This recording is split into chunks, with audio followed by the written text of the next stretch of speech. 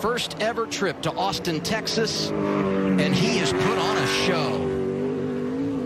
Yeah, pretty impressive day by that 54 group. Kyle Busch says NASCAR has ignored his advice on hotly debated topic. NASCAR veteran Kyle Busch isn't holding back. The NASCAR veteran has sent shockwaves through the racing world with pointed criticism aimed directly at the sport's leadership.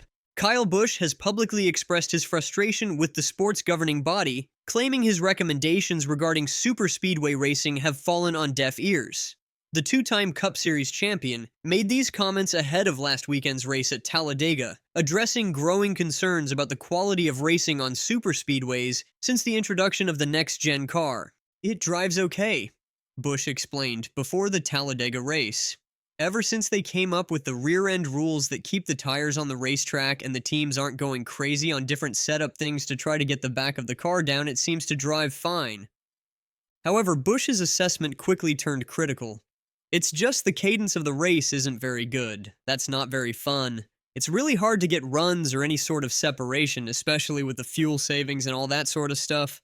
What particularly irked the Richard Childress racing driver was that race position changes were now more dependent on pit road efficiency than on-track maneuvering.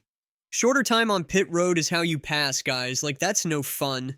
"So there's definitely an issue in that," Busch stated, before delivering the most pointed part of his criticism. "I've made my suggestions, and in one ear, out the other." This isn't the first time Busch has voiced concerns about being overlooked by NASCAR leadership. Back in March, he expressed dissatisfaction after being excluded from a newly created playoff committee, suggesting a pattern of his veteran input being disregarded despite his extensive experience and success in the sport. The timing of Busch's comments is particularly notable as they come during a challenging period in his career. The driver of the number 8 car has been winless since the 2023 season and suffered another setback at Talladega when a late race penalty for speeding on pit road derailed what could have been a solid finish. Speaking on the Door Bumper Clear podcast about the penalty, Busch took responsibility while explaining the circumstances. "What's funny is that when we were having our damage repair and everything, I was like, okay, if I get back into this thing, how hard can I leave my box in order to get to the line as fast as I can, to exit hard and build my speed because I was pit box 6. He continued. "So I was like, okay, can I be up to speed by the time I get to the line? And so I practiced it like 4 or 5 times, and so then I'm like, all right, I'm ready for it, here we go, this is my moment. And then I gas it up, and I get up, and I look to the right, and the 21 just gets by me, and I get in line with the 21, and I'm following them, and I look down, I'm like, I didn't see any lights." Busch recalled his immediate realization. "And I was like, I think I'm too fast." So me following the 21st pace of what he was rolling obviously baited me into speeding as well. Excuses are excused, I sped, and yeah, threw our race away. I think we were going to finish somewhere 8th to 12th.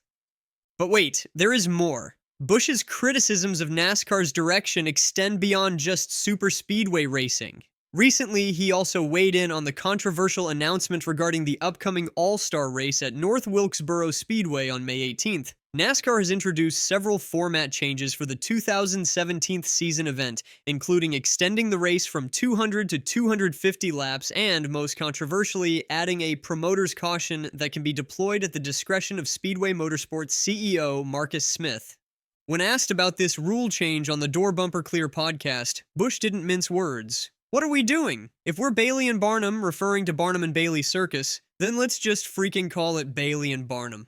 I mean, they went out of business." This circus comparison reflects Busch's broader concern that NASCAR is prioritizing entertainment value over competitive integrity. His reaction stands in contrast to some other drivers, like Chase Elliott, who took a more accommodating stance toward the promoter's caution. "Yeah, I mean, I'm not opposed to it," Elliott explained on SiriusXM NASCAR radio.